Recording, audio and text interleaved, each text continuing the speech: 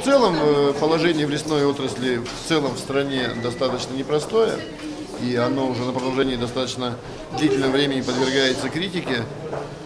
При этом такого системного изменения мы пока сделать не смогли, и на этом фоне основные наши усилия направлены на то, чтобы болевые точки внутри себя как можно ярче вот на таких наших внутренних совещаниях подсветить и совместно прийти к их исправлению. В целом по Российской Федерации в прошлом году лесных пожаров было в 1,5 раза меньше, чем позапрошлом. И на Дальнем Востоке мы называли сегодня цифры, где как раз не было критики.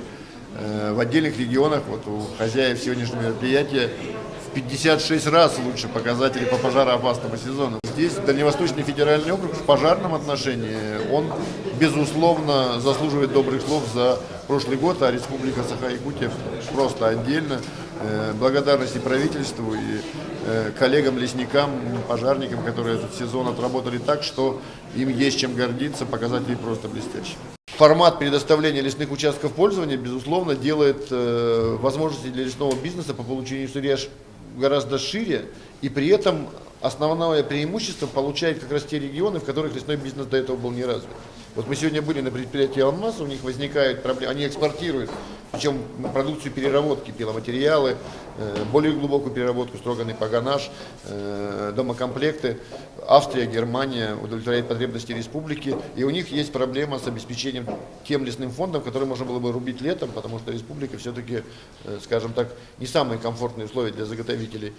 И вот новая норма закона, которая вступила в действие в октябре прошлого года, и мы обсудили сегодня с Петром Николаевичем, она будет реализована здесь в республике, и для предприятий малого и среднего бизнеса будут отдельно на маленьких локальных аукционах выставлены лесосеки, в которых они смогут работать летом, а дополнительные доходы от реализации древесины пойдут именно в региональный бюджет. То есть организационно для этого сделано все.